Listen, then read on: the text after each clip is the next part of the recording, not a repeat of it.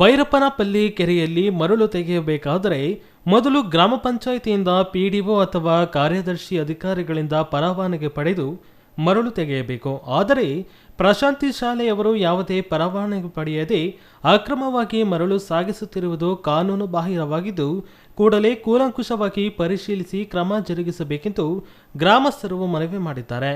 ಚೇಳೂರು ಗ್ರಾಮ ಪಂಚಾಯಿತಿ ಸದಸ್ಯ ಕಡ್ಡೀಲು ವೆಂಕಟರಮಣ ಅವರು ಅಕ್ರಮವಾಗಿ ಮರಳು ಸಾಗಿಸುತ್ತಿದ್ದ ಒಂದು ಜೆಸಿಬಿ ಹಾಗೂ 2 ಟ್ರ್ಯಾಕ್ಟರ್ಗಳನ್ನು ಗ್ರಾಮ ಪಂಚಾಯಿತಿ ಪಿಡಿಒ ಮೂಲಕ ಸಿಬ್ಬಂದಿಯ ವಶಕ್ಕೆ ವಹಿಸಿದ್ದಾರೆ. ಅವರ ಬೇಜವಾಬ್ದಾರಿಯಿಂದ ಆ ವಾಹನಗಳನ್ನು ಪೊಲೀಸರ ವಶಕ್ಕೆ ನೀಡದೆ ಮಾಲೀಕರ ಕೈಗೊಂಬೆಗಳಾಗಿ ಆ ವಾಹನಗಳನ್ನು ಬಿಟ್ಟಿರುವುದು ಕಾನೂನು ಬಾಹಿರವಾಗಿದೆ ಎಂದು ಅವರು ಆಕ್ರೋಶ ವ್ಯಕ್ತಪಡಿಸಿದ್ದಾರೆ.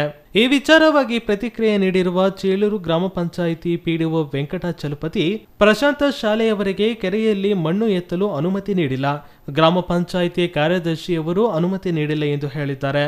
ಆದರೆ ಅವರು ಫೋನ್ ಕರೆ ಸ್ವೀಕರಿಸುತ್ತಿಲ್ಲ.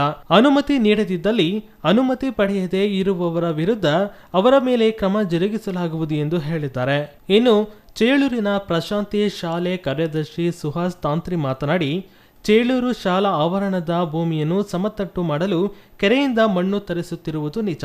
ಆದರೆ ಗ್ರಾಮ ಪಂಚಾಯಿತಿ ಕಡೆಯಿಂದ ಅನುಮತಿ ಪಡೆದು ಪ್ರತಿ ಟ್ರ್ಯಾಕ್ಟರ್ ಲೋಡ್ ಮಣ್ಣಿಗೆ 100 ರೂಪಾಯಿಯಂತೆ 50 ಟ್ರ್ಯಾಕ್ಟರ್ ಲೋಡ್ ಮಣ್ಣಿಗೆ 5,000 ಗ್ರಾಮ ಪಂಚಾಯಿತಿಗೆ ಪಾವತಿಸಿ ರಸೀದಿ ಪಡೆದಿರುತ್ತೇವೆ. ಇದರಲ್ಲಿ ಯಾವುದೇ ಸಂದೇಹವಿಲ್ಲ. ನಾವು ಕಾನೂನನ್ನು ಉಲ್ಲಂಘಿಸಲ್ಲ ಎಂದು ಸ್ಪಷ್ಟಪಡಿಸಿದ್ದಾರೆ. ಒಟ್ಟಿನಲ್ಲಿ ಖಾಸಗಿ ಶಾಲೆಯವರು ಕೆರೆಯಲ್ಲಿ ಮಣ್ಣು ತೆಗೆಯುತ್ತಿರುವ ವಿಚಾರ ಇದೀಗ ವಿವಾದಕ್ಕೀಡಾಗಿದೆ.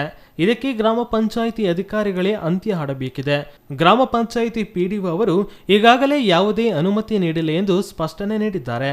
ಕಾರ್ಯದರ್ಶಿಯವರು ಕರೆ ಸ್ವೀಕರಿಸಿದ ಕಾರಣ ಈ ವಿಚಾರದಲ್ಲಿ ಗೊಂದಲ ಏರ್ಪಟ್ಟಿದ್ದು, ಕಾರ್ಯದರ್ಶಿಯವರು ಸ್ಪಷ್ಟನೆ ನೀಡಿದರೆ సమస్యಗೆ పరిహార సిగువంతిల్ల. స్కూల్ ఏమన్నా పాఠాలు తెప్పిస్తున్నారా అంటే ప్రశాంతి స్కూల్ లక్షలు డొనేషన్లు ఫీజులు పిల్లలకి రక్తం తాగుతా ఉన్నారు. అట్లా వాళ్ళకి చెప్పేసి వాళ్ళు సొంత ముందు పంచాయతీకి ట్యాక్స్ కట్టి కానూను ప్రకారం తోలుకుంటే వాళ్ళ పరిస్థితి ఏమంటే మనకి రేపు పొద్దున పబ్లిక్స్ అంతా వచ్చి మాతో అడుగుతా ఉన్నారు, మీరు ఇట్లా మన్ను తోలుస్తున్నారు, మీరు అవిచేస్తున్నారు, విచేస్తా ఇల్లీగల్ పనులు మీరు ఎంత తీసుకున్నారు గ్రామ పంచాయతీ. Venkatesh, CTV news, చేళ్లూరు.